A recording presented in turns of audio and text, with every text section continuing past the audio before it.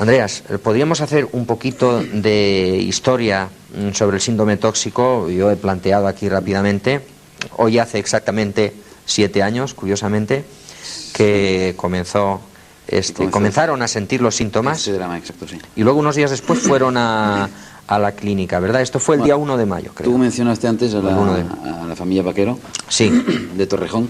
Sí. Fue la primera familia afectada, oficialmente conocida, y que ingresó a 6 miembros, 6 muchachos, hermanos de la familia, el día 1 de mayo del 81. Del 81. En Madrid. Y fue también uno de ellos la primera víctima mortal, Jaime Vaquero. Fue la primera víctima mortal de este síndrome el mismo día 1 de mayo. Los síntomas empezaron antes, como 3 o 4 días antes, por lo tanto hoy podemos decir, sí, afirmar que estamos coincidiendo con el origen del conocimiento de la enfermedad, no de su desencadenamiento inicial. Sí. ¿Cómo fue llegando a la opinión pública? ¿Por qué canales se llegó a conocer esta intoxicación tan masiva? Que evidentemente no se podía ocultar, ¿no? Pero ¿cómo empezó a surgir en la opinión pública? ¿Cómo empezó a tomarse conciencia de que esto era algo más serio que una simple intoxicación de una familia? Sí, el doctor Muro, que era en aquel entonces el director del Hospital del Rey en Madrid, al ver el día 2 de mayo, el día 1 no estuvo, pero estuvo el día 2, al llegar al hospital, vio un ingreso de 4 hermanos con la anotación neumonía tóxica, neumonía atípica en los 4 hermanos. Entonces esto no le casaba. Dices, imposible que en una familia se den 4 casos, así esto ya es un inicio de epidemia, que se den 4 hermanos al mismo tiempo que enfermen de esto. Entonces pidió la afiliación de esta gente donde vivía y averiguó que en otro hospital de Madrid habían ingresado 2 hermanos más, uno muerto y una hermana. Entonces ya eran 6 de una misma familia que habían ingresado el día 1 de mayo con neumonía, lo cual era absolutamente imposible por cauces que no fueran ya de una epidemia. Entonces dio la alarma al Ministerio de Sanidad y así se conoció el inicio del foco. Así se conoció el inicio del foco. ¿Estos 6 miembros de la familia eran todos los miembros del núcleo familiar o no eran...? Los padres no quedaron afectados. ¿Los padres no? No. Y tampoco quedan afectados, por ejemplo, vecinos. Aquí luego entramos en si el aceite fue o no fue. Una de las bases que hay para afirmar que el aceite no fue el desencadenante es que el aceite lo compraban, es un aceite de venta ambulante de mercadillos, y el vendedor que viene a casa, a todos los pisos, a todas las puertas de una vivienda, y vende habitualmente en todas las puertas, y solo hay unos cuantos afectados. Por ejemplo, quedan afectados los de primero, tercera, los del ático y los del quinto, cuarta, y todos los demás que han comprado no quedan afectados.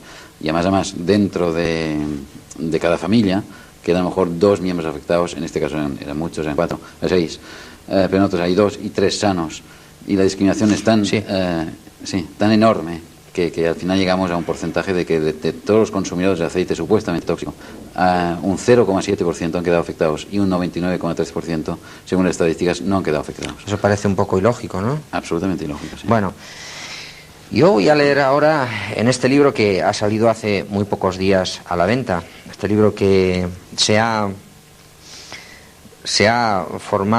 fundado una editorial nueva, ¿no?, para poderlo editar. Por alguna razón no. Exactamente así. No es exactamente así. Era un editor que iba a lanzar una editorial nueva en octubre. Sí. Y al conocer el libro adelantó el lanzamiento de Se interesó por ello. No es que la editorial se haya creado para este libro, que es lo que mucha gente está pensando. Sí. Bueno, vamos a ver, el libro se llama nada menos que Pacto de Silencio. Esto implica una especie de intencionalidad de ocultación de algo. Además, aquí en la primera página del libro, en la presentación del libro, leemos: la ocultación de la verdadera causa del síndrome tóxico impidió la curación de miles de españoles. Esto es una afirmación muy seria, es prácticamente una acusación, es grave. Es una acusación muy directa y muy grave, sí. Sí. Y luego en la contraportada leemos nada menos: la ciencia a los 3 meses ya sabía que no podía ser el aceite de colza. A los 8 meses ya sabía cómo curar a los afectados. Y sin embargo hay 25.000 afectados. Más de 25.000. Más de 25.000. El poder acusa y encarcela a los industriales del aceite de colza y oculta a más de 25.000 enfermos la posibilidad de su curación. O sea, oculta a más de 25.000 enfermos. Oculta. Bueno, lo explico un poco. Al cabo de 3 meses de detectada la epidemia, ya había médicos, investigadores, que habían rechazado no ya la neumonía, que fue lo primero que dijo el gobierno. Una neumonía es por aire, por vía aérea. Sí. Ya descartaron al 5.º día de conoces, el día 5 de mayo, el doctor Muro y su equipo ya descartaron la neumonía, cuando hasta un mes después todavía por televisión se estaba diciendo que era una neumonía típica. Del doctor Muro tendremos que hablar luego aparte, sí, ¿no? Porque el caso es serio, exacto, el caso sí, del muy doctor serio, Muro. sí. Bueno, era el día 5 de mayo, este fue el 1, el detectarlo. El día 5 de mayo ya descartó cualquier otra vía que no fuera digestiva.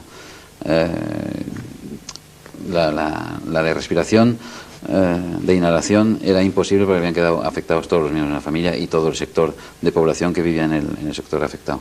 Entonces era imposible que afectara a 2 personas y en la misma habitación a otras no. Bueno, son una serie de conclusiones largas de explicar aquí, no sí, todo en todo están caso muy claras en el libro, pero bueno, el día 5 ya llega a la conclusión de únicamente puede ser vía digestiva. Y poco tiempo después ya hace predicciones de dónde hay casos nuevos. Todo esto lo comunica día por día al Ministerio de Sanidad y ese Ministerio de Sanidad no hace ni caso de sus observaciones. Además, en el libro no solamente está toda la investigación que has llevado a cabo, sino que están los documentos en facsímil. Exacto, sí. Las cartas enviadas, firmadas, por supuesto, las actas notariales, estadísticas realizadas, o sea, está toda la documentación que respalda todo lo que se afirma en este libro. Exacto, sí. O sea, que estas afirmaciones están respaldadas por documentación oficial. Que consta, además, encima de la mesa del gobierno, consta desde ese principio, desde el año 80, que sabiendo que se puede curar y cómo curar, no se cura a la gente. Bueno, eso me están poniendo casi los pelos de punta, ¿no? Esto es grave. Lo que es grave es que haya pasado, que haya 25 meses afectados, es igual que sean españoles o no españoles, sí. Humanos, y que esto puede volver a pasar en cualquier momento si no nos alertamos todos y anunciamos esta historia. ¿Que puede volver a pasar? ¿Qué quiere decir? Que esto puede volver a pasar hoy, o puede comer un tomate o otro fruto mañana y volver a coger lo mismo. Y tú también, y los espectadores. Esperemos que no, nadie, no por mí solamente.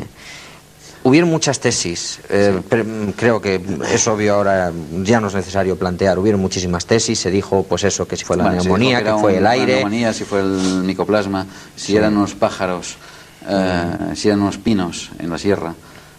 Vinieron americanos a hacer todas estas comprobaciones y llegaron a estas conclusiones.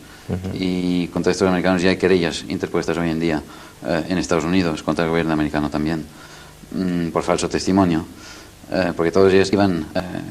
enfocando el tema hacia el aceite de colza a raíz, al parecer, de un telex que llegó aquí al gobierno todavía en mayo, diciendo que se tenía que apuntar hacia el aceite de colza como causante de epidemia. Bueno, entonces cuando Muro ya dejó a investigar el aceite, también lo tuvo en su abanico de posibilidades, pero lo descartó un día antes de que el gobierno empiece a sospechar del aceite. O sea, cuando él volvía a su investigación, el gobierno iba.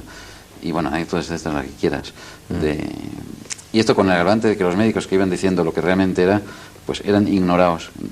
Comunicaban diariamente al Ministerio de Sanidad sus hallazgos y por dónde había que investigar, y bueno, fueron acallados y separados de sus cargos. Por ejemplo, Muro fue despedido de su cargo de director del Hospital del Rey por decir que era vía digestiva, no por decir que no era aceite, sino por decir que era vía digestiva el día 15 de mayo, a los 14 días de... El doctor Muro incluso llegó a ingerir el aceite, ¿no? O al menos eso se dijo. No lo puedo afirmar. No, lo que parece que experimentó es con el producto realmente causante del envenenamiento, con los pesticidas. Pero no lo puedo afirmar. Lo que sí puedo afirmar es que, por ejemplo, afectados de Fuenlabrada han tomado el aceite precintado por el gobierno como tóxico, lo han tomado ellos en sus casas para demostrar que no es, y se han ofrecido ante el juicio, ante el jurado, a ingerir este aceite para demostrar cualquiera que esté precintado, que les traiga del gobierno una garrafa precintada como tóxico, que se lo toman y no pasa nada. Y el aceitero Salomó, de aquí de Reus, también se lo tomó y también está dispuesto a tomarlo. Se ofreció ante el tribunal a tomarlo y se lo negaron. ¿Por qué afirmo antes, decías lo de las curaciones? Porque a final de mayo un médico militar, un teniente coronel, Luis Sánchez Monje, tenía ya una lista de enfermos curados, tratados no como por ingestión de aceite de colza, como anilinas, que es lo que lleva el aceite de colza, sino como productos que están en la base de la guerra química, los organofosforados, tenía una lista de pacientes curados y notificó al INSALUD y al Ministerio de Sanidad, a Valenciano, que era entonces el director general de Sanidad, Sanidad Pública, de Salud Pública, le comunicó la forma de curar a esos pacientes, cómo los curó él y cómo había que curarlos. Y la callada por respuesta es la grave denuncia que doy. O sea que este hombre descubrió cómo curarlos, sí. Lo comprobó. Personalmente curó Él pacientes. Personalmente curó a afectados por el síndrome tóxico. Por el síndrome tóxico, sí. Consiguió la curación. La curación, notificó comunicó al gobierno cómo hacerlo. Y oídos sordos. Y el gobierno hizo oídos sordos, Oídos sordos, sí. Y hasta hoy no se ha... Es más, él en el juicio ahora sí que declaró la forma de curarlos, una vez más, la forma en cómo curaban a los enfermos, que a mí literalmente me dijo, esto es una chorrada, el curar a los enfermos es una chorrada. Es una tontería, ¿no? Una tontería, sí. Y bueno, a explicar cómo perdón, se le citó... Un momento, quiero puntualizar. No es que sea una tontería curar a los enfermos. No, quiere decir que es tan sencillo hacerlo, sí. que es no tiene complicación. Exacto, sí, sí. Digo lo de chorrada pues son sus palabras textuales. Sí, fueron sus palabras textuales, sí. Porque además es muy salado. Bueno... Entonces, en el juicio volvió a indicar cómo, entonces se quedó para una segunda sesión en el juicio para explicar cómo, la intoxicación, por dónde venía, y todos los peritos que estaban citados anteriormente fueron citados, menos él, porque estaba diciendo que no era el aceite una vez más. Entonces, en la segunda ronda ya ni se le citó. Esto me lo dijo él hace muy pocos días. Que una vez más le están cerrando el paso a que diga cómo se cura. Pero estamos hablando entonces aquí de una manipulación o... Sí, descarada, desde el principio. Vamos a ver. La tesis del gobierno exactamente, la que dice que el causante del síndrome tóxico es el aceite de colza, ¿en qué se apoya? ¿En qué argumentos se apoya? Al detectarse... Lo ideal sería tener hoy aquí un... No, te explico rápido. Bueno, quiero decir, lo ideal sería tener aquí una parte del Ministerio de Sanidad que dice que es el aceite de colza, ¿no? Al detectarse la enfermedad se dieron cuenta, claro, de lo que era. Entonces, como el producto auténtico ingerido, tóxico, estaba en la ensalada, que esto fue fácil de detectar, por los enfermos, o sea, por dónde habían comprado sus productos, sus mercados, y lo que tenían todos en común es la ensalada. Entonces, en la ensalada, aparte del producto que realmente causó la intoxicación, que son los tomates, había aceite. Entonces se buscó cómo culpar. Y como había un comercio fraudulento de aceite, en aquel momento, desde hace 20 años... igual que se vende cantidad de cosas a granel y naranjas. Exacto, sí. Pues era fácil achacar la intoxicación a esto. Al menos quedaba disimulado y no se indicaba el auténtico origen. Entonces explico un poco la historia del aceite. Hay un aceite que se importa de Francia, aceite de colza, que en sí es bebible, es absolutamente digerible por el ser humano.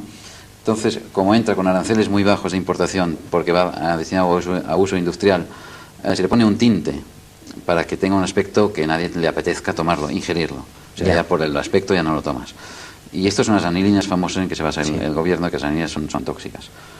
Entonces, una vez en España importado con este arancel bajo, los aceiteros, que aquí sí puedes hablar de mafiosos, porque realmente esto es mafia montada de comercio de aceite, las anilinas, y le volvían a devolver su color de aceite, le añadieron algún aceite de semillas aquí. Depuraron, exacto, y lo volvían a vender como aceite, claro, más barato que el de oliva, era una buena competencia, pero bueno, absolutamente bebible, no había ningún tóxico ahí dentro. Esto todos los laboratorios de Europa y de América, que son muchos, que los aporto además en el libro, han evidenciado que no hay tóxico en este aceite. Entonces el gobierno dijo que las anilidas que se forman al calentar el aceite para quitarle la anilina, el tinte, eran el tóxico. Bueno, te vas a los manuales de medicina japoneses y la anilida no solo no es tóxica, sino que cura, por ejemplo, el colesterol. Y bueno, historia esta es la que quieras. Entonces, esto es la teoría del aceite.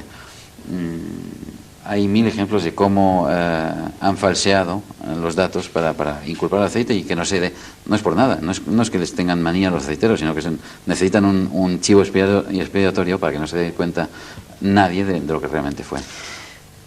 Vamos a ver, yo quiero recordar a los telespectadores que tenemos unos teléfonos a su disposición, luego los veremos impresos en pantalla. De momento les puedo decir el 726-2208, el 726-2208, y otro teléfono más que veremos impreso en pantalla, que está a disposición de ustedes para quien quiera ponerse en contacto con Andreas Faber-Kaiser, que está hoy con nosotros en directo y que responderá que ha hecho una investigación sobre este asunto del síndrome tóxico, que creo que tiene la importancia suficiente como para que aquí nos hagamos eco de él, que aquí se está diciendo que el aceite de colza no es el causante, pero lo más grave no es que se esté diciendo que no es el causante un elemento cualquiera, sino que se conoce la forma de curar a los afectados y no se les cura.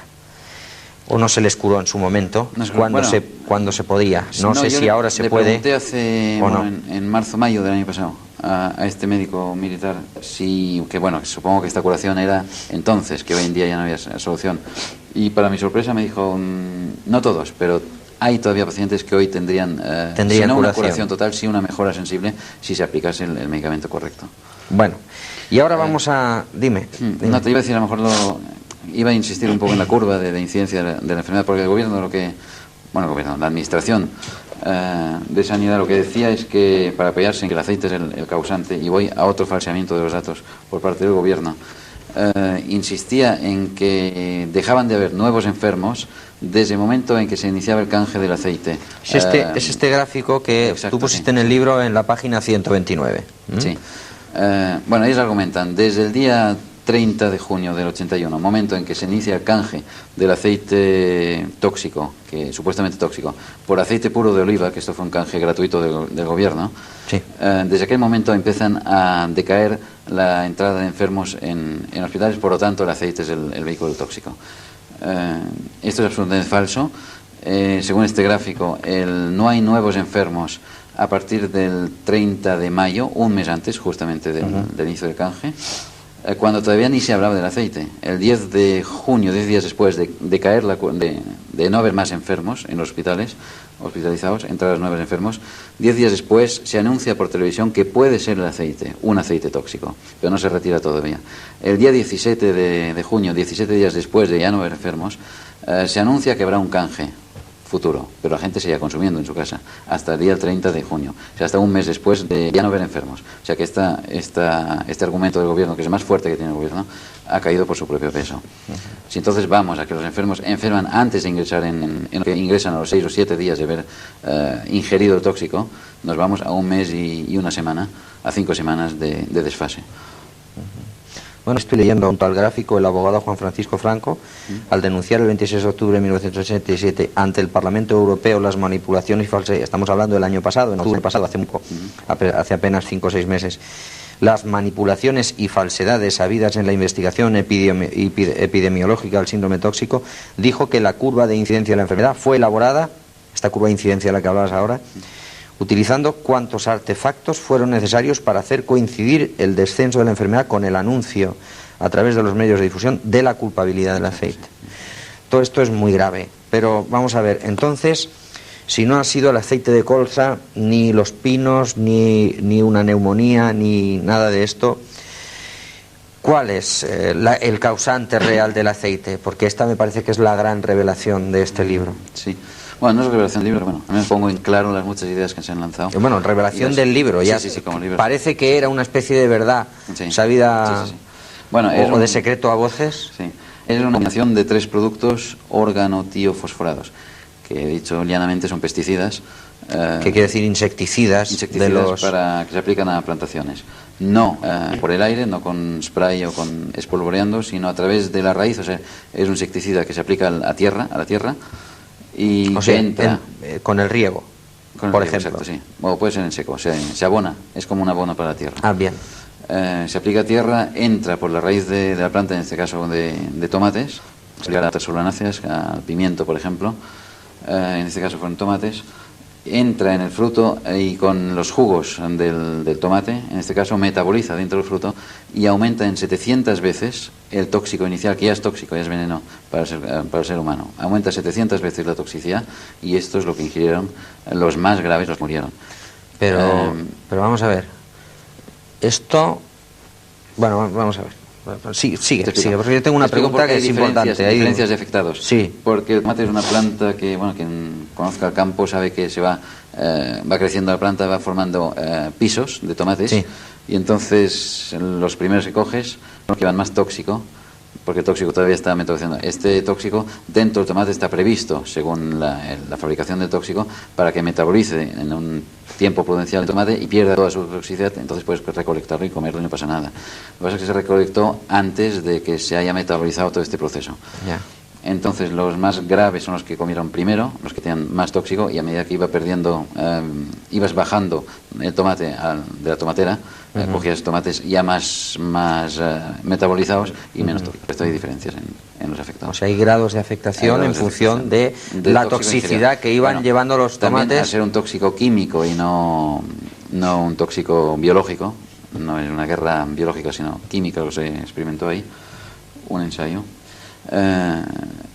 Es a mayor veneno, mayor afectación. Y se da lo contrario en el caso de los afectados. O sea, cuanto más tóxico tomas, mayor es el grado de afectación. En cambio, el aceite, en el argumento del aceite, los que más aceite han tomado son los menos afectados y los que menos han tomado son los más afectados. Que es todo lo contrario de si fuera un tóxico realmente en el aceite. Sí. O sea, si yo te doy un veneno, la estricnina, por ejemplo, y lo tomamos nosotros dos y tú tomas más que yo, pues caes antes que yo, está muy claro. Eso está claro. Has mencionado la palabra ensayo.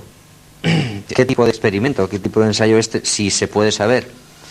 Bueno, se realizó en España sin conocimiento, quiero esperar y creer, de las autoridades españolas, pues esto todavía sería mucho más grave, un experimento de aplicación de unos productos nuevos, de última generación de organofosforados, para ver su posible aplicación futura a una guerra química. Pero quieres decir que se aplicó conscientemente en una... Sí, conscientemente. En una plantación. En una plantación, sí. En una cosecha que se sabía que se iba a vender, a comercializar posteriormente. Exacto, sí. Y que el experimento, estamos hablando de lo que se trataba, era de ver el efecto que producían los seres humanos. En los seres humanos, exacto, sí. O sea, ese experimento, ¿crees tú que es consciente? Se hizo conscientemente. Contrariamente a lo que se opina, que a lo mejor fue una cosa que se escapó de las manos o un error del agricultor. Una vez más, el agricultor no es el culpable, como no lo es los muchos, ¿cómo iba a decir?, maquinistas que en Renfe mueren y son los culpables de los accidentes siempre que han muerto, excepto uno que se salvó y entonces no era culpa del maquinista porque pudo explicar cómo fue la historia. Seguro que aquel se muere hace un par de meses. Sí. Si se hubiera muerto también sería un fallo humano, se murió en Renfe. Aunque no tiene nada que ver, pero es un poco ver la dinámica. Sí, bueno, es una... De a quién se echan las culpas en este país y supongo que en otros también. Fue un experimento dirigido a ver qué efectos produce. Y lo más brutal que yo escuché en Madrid, que no lo digo en el libro porque me parece demasiado brutal, pero bueno, se puede decir aquí, para preguntar, bueno, ¿por qué no se han curado estos enfermos? Es que si curamos a los enfermos se acaba el experimento. Y esto es muy grave. Y es la acusación más grave del libro, tal vez sin decir esta frase, pero es así. O sea, si curamos a los enfermos, demostramos lo que fue. Si hay una curación, se puede saber inmediatamente por el tipo de curación qué es lo que fue el causante. Y esto es lo que intenta silenciar el pacto del silencio con que titulo el libro. Y en segundo lugar, se acaba el experimento, que es un experimento de largo plazo, a ver cómo este veneno va actuando en el cuerpo humano y cómo evoluciona la enfermedad, que tiene muchas fases distintas. Ataca el sistema nervioso, por lo visto, este aceite, ¿no? ¿Cómo actúa este aceite, este producto, tóxico. Este tóxico que parece que... Bueno, es un tóxico que de hecho el organofosforado está en la base de la guerra química actual desde hace años. Lo que se experimentan son productos nuevos, con nuevas variantes de síntomas. Entonces son dos productos muy concretos y un tercero que no cito todavía en el libro, pero que es tema de un siguiente libro en el que se dará el nombre del agricultor, el campo concreto y la combinación concreta de los tres productos. Hay que decir de entrada que es un órgano tío, fosforado tío, es la partícula que indica que es un azufre, es fósforo y azufre juntos, y se detectó el producto concreto por una de las características de los afectados, que era el insomnio de 15 días, que aparece en la primera semana, y en todos, al 100% de afectados, han quedado afectados de insomnio ya en la primera semana. ¿Qué quiere decir? Que no pueden dormir. No pueden dormir. Los más afortunados durante 15 días y los menos afortunados estuvieron 6 meses sin poder pegar un ojo. 6 meses sin dormir. Sí. Pero puede destruir prácticamente psicológicamente a una persona, aparte físicamente. Sí. Aparte, estaba acompañado de picores, de exantemas, de picores en las manos. Hay afectados que han llegado a arrancarse la piel, de rascarse los picores y llegar a la dermis, no ya a la epidermis sino a la dermis, que se han cortado casi las uñas, o sea, del todo para no poderse rascar y tal. Bueno, hay anécdotas horribles en todos aspectos. Bueno, todos estos síntomas, sobre todo el insomnio, ha indicado muy concretamente cuál de los productos, ya de la muchas gamas, de la gran gama de productos pesticidas que había en el mercado español al abasto en aquel momento. ¿Sabemos el origen de esta... la procedencia de este ensayo? Bueno, porque aquí en el libro hay unas etiquetas de una casa en concreto que los españoles no sé si... hacen esto está muy claro. O sea, no es una casa española. No es un ensayo español, está en suelo español, sí, por unas circunstancias muy concretas y especiales de por qué se hizo aquí. Sí. Con consentimiento, con conocimiento o no conocimiento del gobierno español, no lo quiero pensar que no. Además no hay pruebas en este momento. Que, bueno, Cambio 16, lo que me está señalando. Cambio, es que estoy señalando. Aquí hay un titular de Cambio 16. Sí, salió con una portada hace ya años, en 85, creo recordar. Sí. 86, no sé. Bueno, concretamente... Una portada que decía: un producto Bayer envenenó a España. Efectivamente, concretamente la portada del número 681 de Cambio 16, de la revista Cambio 16, para quien quiera documentarse, del 17 al 24 de diciembre del 84. Y el titular decía: escándalo colza. Según nuevas investigaciones, un producto de la casa Bayer envenenó a España. A raíz de esta portada y bueno, el artículo que había dentro, la casa Bayer inició una querella contra Cambio 16 y luego de repente cambió la querella por una oferta de una suma muy importante de dinero, que se va a los cientos de millones de pesetas, simplemente para que la casa... Para que cambie la revista. El grupo cambie de opinión y no insista en esta línea y culpe también el aceite. Sí, de todos modos, lo cual se logró. Lo cual se logró. Sí. Se logró. Que se dejó comprar. Se dejó. En aquel momento, sí. Se dejó de comprar. Bueno, aquí incluso... No es la única oferta. El doctor Muro recibió ofertas, no digo que de Bayer, no lo digo. Sí. Pero sí recibió ofertas. Primero una oferta de 20 millones para que deje, simplemente para que deje de investigar. Y al negarse recibió al cabo de 15 días una oferta de 200 millones que también se negó y bueno, al final murió. Bueno, hay dinero corrido a la manta. También murió de un cáncer de pulmón. De pulmón, si no estoy mal informado, sí. ¿no? Sí, no tiene nada de raro, aunque mucha gente quiera achacarle a sus experimentos. Sí, porque está hablando mucho de eso, ¿no? Se dice que la muerte, sí, pero no lo creo. Lo que sí es curioso es que el doctor Muro formó un equipo de 5 especialistas investigando los fosforados. Y de los 5 especialistas, en pocos meses, en cuestión de 3 o 4 meses, él murió de cáncer, un campesino, un ayudante de campo que él tenía, que iba orbitando productos de campo, murió de cáncer, y dos componentes más del equipo fueron operados de cáncer, una mujer de cáncer de ovarios, un hombre de cáncer de testículo, y bueno, están bien, se han curado y tal, pero bueno, 4 de los 5 han quedado afectados de cáncer en cuestión de meses, que esto es un poco curioso como estadística al menos. Al tiempo que otro de la persona que más sabía a nivel español, a nivel oficial del síndrome tóxico, del origen, era Juan José Rosón, y que también murió pocos meses después de cáncer de pulmón también. Cáncer de pulmón, sí. En el libro incluso están copiadas, están publicadas las etiquetas de estos... De los productos, de estos productos, ¿no? Hay nombres, no sé si... Sí, es importante porque en aquel momento se comercializaba... Productos lados, se ve que la etiqueta del mismo producto, de un tiempo a otro, del 1980 a 1982, cambiaron la etiqueta. Porque el del 81, por ejemplo, no se indica que se pueda usar para tomates, luego se indica en la segunda etiqueta, en el 82, pero en ninguna de las dos se dice que sea un fósforo, que lleve fósforo. Esto se oculta absolutamente y al distribuidor mismo de Bayer. Y sigo diciendo que no necesariamente fue este producto de Bayer, fue un producto de Bayer el que causó la epidemia, pero sí Bayer comercializa el único producto que en aquel momento podía causar esto en España, a menos que otro producto fabricado por otro laboratorio, pero idéntico en su composición a y que no conozcamos. Y yo siempre he opinado que bueno, que la casa Bayer tampoco por esto tiene que ser responsable del cuidado, porque puedo comprar un coche de la casa SEAT, matar a alguien con este coche y no por esto la casa SEAT es la responsable, es el usuario el que ha usado esto. Lo que sí es sospechoso, muy sospechoso, es la oferta de la casa Bayer a Cambio 16 de los cientos de millones, y es sobre todo la defensa la casa Bayer publica un boletín interno para sus empleados y para sus técnicos en que se defiende de las acusaciones contra Bayer y apunto en el libro uno tras uno los puntos que ella alude en defensa, que son uno tras otro una mentira de la realidad, y lo demuestro ahí, punto por punto, la mentira que están cometiendo con cada una de las contestaciones que dan. Entonces, si la Casa Bayer, si no fuera responsable en ningún aspecto de esto, no se apoyaría en una serie de mentiras para defenderse, no tenía por qué defenderse, simplemente. Y esto sí que es sospechoso. Bueno, pero esto de momento es sospechoso, ¿no? Querría decir también que quizá quieren defender su imagen, aunque... no sé, ya sabemos, las casas, las grandes multinacionales y las casas comerciales se juegan a veces, bueno, normalmente en casos de este tipo, están jugando miles de millones y entonces es posible que atiendan a todo tipo de pero, por ejemplo, en argumentos. el caso del SIDA, pues la Casa Bayer fue responsable en Alemania de que la mitad de los 6.000 hemófilos alemanes tengan hoy en día SIDA, porque comercializó un producto sin control de SIDA, y que sí llevaba SIDA con un producto de África. Y bueno, ahí está pagando y no ha dicho nada, o sea, no se ha defendido para nada. Que cuando la cosa es más normal, también paga y no pasa nada. Y si aquí fuera tan normal, la historia también habría dicho, bueno, somos nosotros, se ha escapado. El día 1 de mayo del 81 también, casualmente, parece que se dio a conocer la enfermedad del SIDA, ¿no?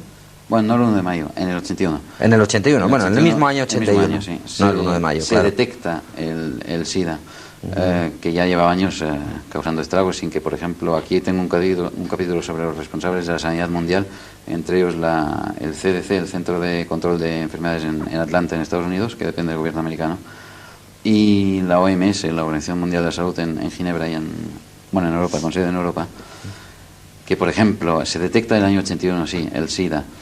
Pero entonces va un equipo belga a África, por ejemplo, para probar si en África hay SIDA, y detectan en un solo hospital en una semana 37 casos de SIDA desde hace años, cuando la OMS era la responsable de toda el área de sanidad de África y no se había enterado en 15 años de SIDA que hay en África. El SIDA concretamente incluso se hace responsable de monos, ¿no? A un macaco o a un babuino. Esto es un cuento paraguayo. Africano. Sí, africano. No, lo de sí, muchas gracias. Bueno, pero bueno, si se achaca esto, se dice que un mono copuló con un humano o humana. Pues si esto sí, lo hizo, se dice eso. Si lo hizo esto el mono con humano, hoy lo hace desde hace siglos y no ha pasado nunca nada. O sea, esto no es. Se especula, hay 3 médicos y aporto el informe correspondiente, un informe elaborado por el CSIC en España, y no daba publicidad más que en una revista muy restringida.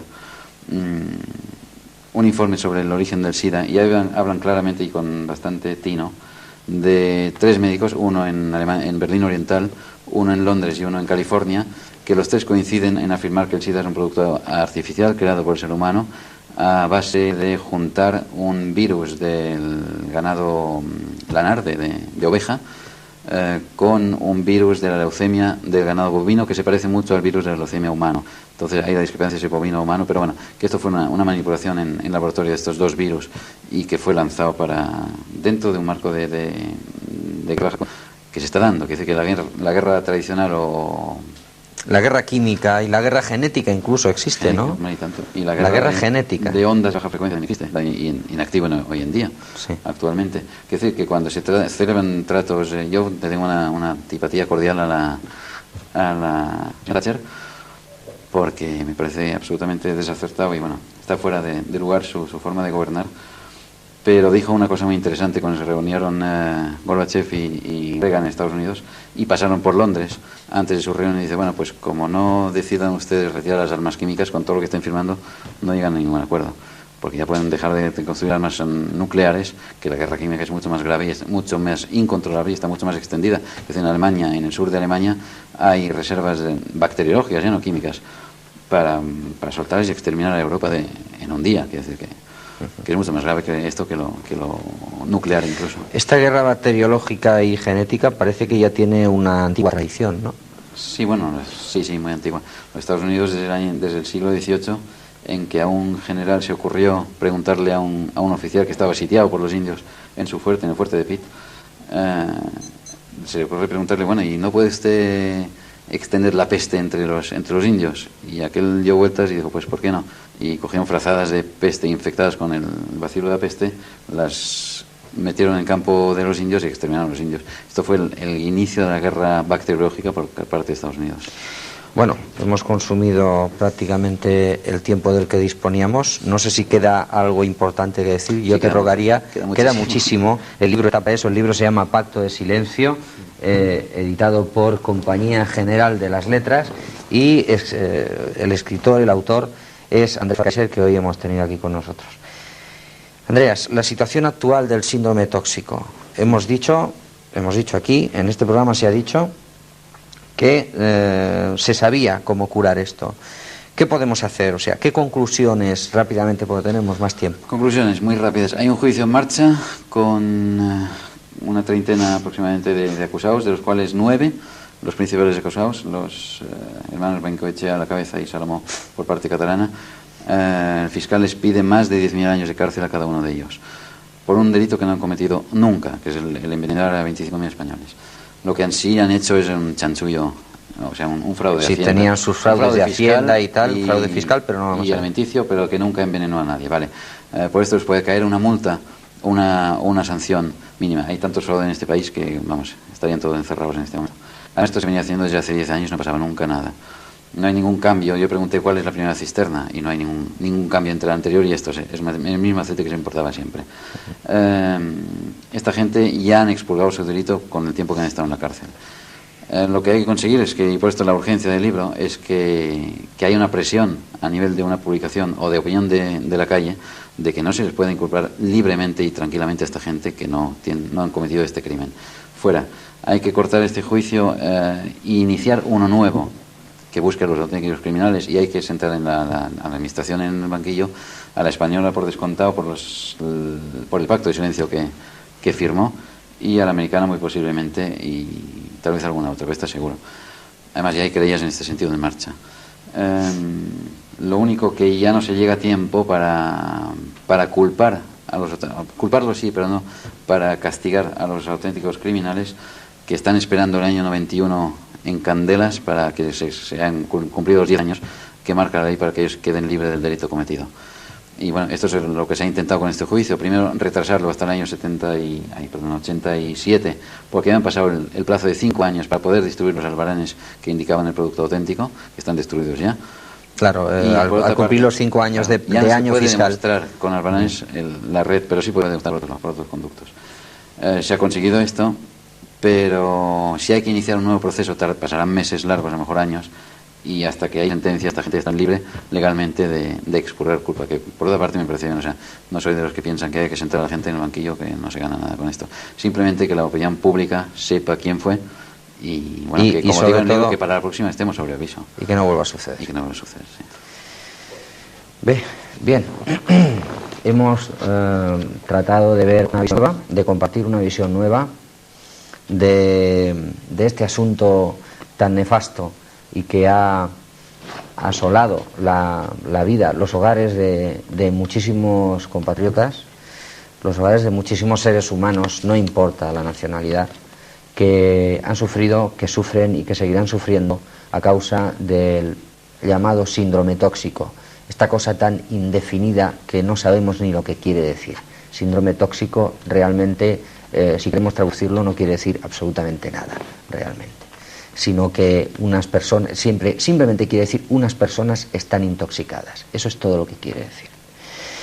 Esperemos que este libro, Pacto de Silencio, de Andreas Faber-Kaiser, sirva para, que ya está a la venta, sirva para esclarecer la cuestión, que si hay culpables sean castigados, que sirva no por castigarlos, sino para que se evite que se vuelva a repetir un caso como este, que son más de 25.000 los afectados por este síndrome tóxico, y que estas cosas no las tengamos que ver de nuevo, y mucho menos, si es cierto que ha sido intencionado, muchísimo menos por una causa como esta.